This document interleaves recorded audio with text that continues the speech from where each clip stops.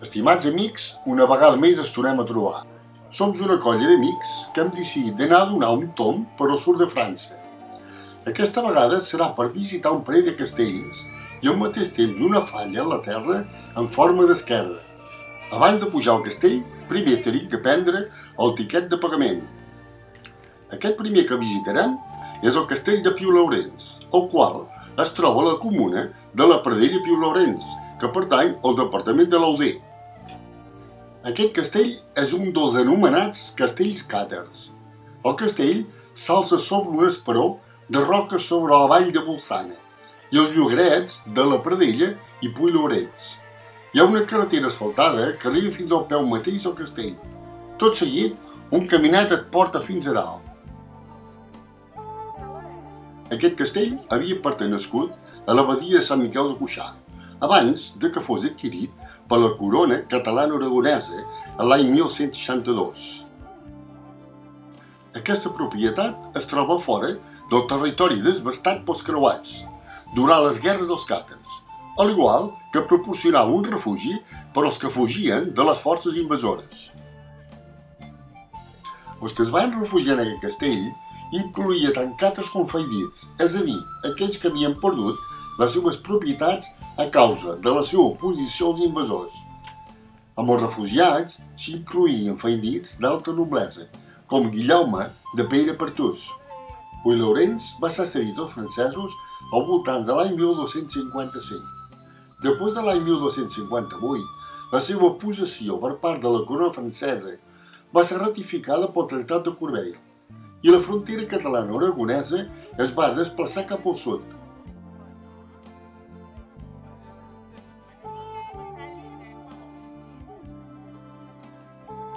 En l'any 1260, aquesta possessió va ser guarnida per 25 sergents.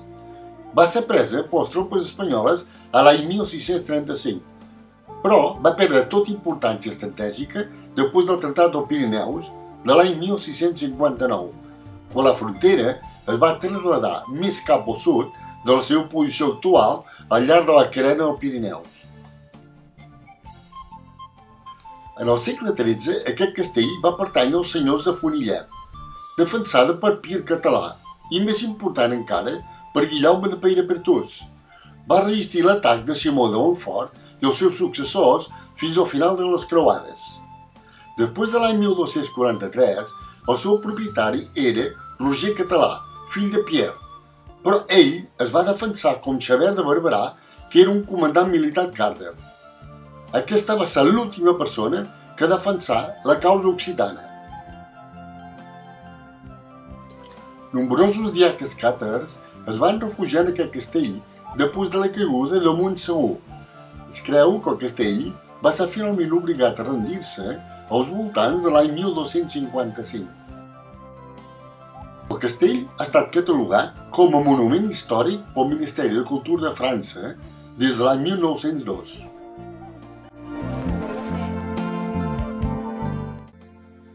Ara som al veïnat de Perles. Aquest molí anys enrere era molt important per la comarca. Avui, com podem observar les imatges, està totalment en desús. En el dia d'avui és un complex turístic.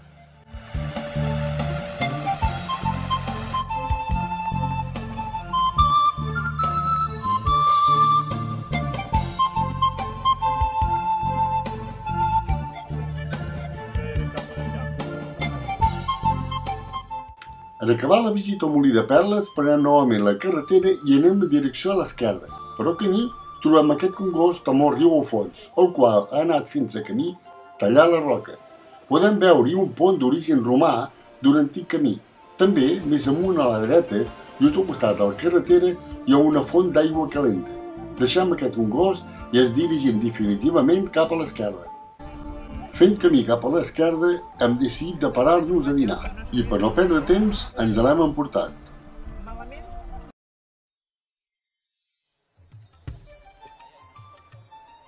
Ara ens trobem a les gorgues de Gamalús del municipi de l'Esquerda. A la paret dreta hi podem veure l'ermita de Sant Antoni del segle VII. Aquestes gorgues són al mateix temps un pas de muntanya natural d'aproximadament 2 quilòmetres, entre els departaments de l'Aude i els Pirineus Orientals. Aquest riu que recorre el fons a través de les Gamalús és l'Agli. Segons expliquen els historiadors, aquest pas va ser el que van fer servir els càtars per fugir cap a Catalunya. Ara tot seguit visitarem el castell de Peyrepertús. Aquest indret ja havia estat ocupat a l'època romana, des dels començaments del segle I abans de Crist. Ja a l'edat mitjana, el lloc fou conquerit per el comte de Besalú, Oliba Cabreta, que edificà un primer castell cap a l'any 980. A l'any 1070 es menciona el castell en català com a Perepertusès. Més tard, a l'any 1111, es troba sota el domini dels comtes de Barcelona. El castell esdevingué feu del vescomtat de Narbona, que el ratificaren i feren consagrar l'església a l'any 1115. A l'època del croat del Villese, fou feu del Guillem de Perpetussa, excomunicat a l'any 1224, que se sotmet després del fracàs del setge de Carcassona. A l'any 1240, el castell passà al rei de França, Sant Lluís, que 2 anys més tard féu construir l'escala que avui dia porta el seu nom, i una torrassa que edificà un punt més alt, i que l'anomenà Sant Jordi, mentre els antics senyors de Perepertussa es retiraven a Rosselló. Amb el Tractat de Corbeil de l'any 1258, Perepertussa és una de les fortaleses més avançades a la frontera del Regne d'Aragó. Durant la guerra entre Felip d'Ardit i els catalans, a l'any 1285, el castell serà la residència forçada dels nobles de Perpinyà.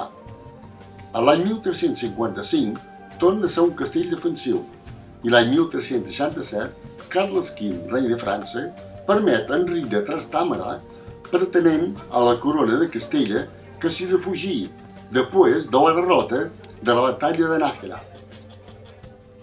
El Tractat del Pirineus de 1659 allunyà la frontera a la seva ubicació actual, disminuint la importància estratègica d'aquest castell. De tota manera, conserva un petit exèrcit fins a la Revolució. A l'any 1950 comencen les primeres campanyes de consolidació del monument.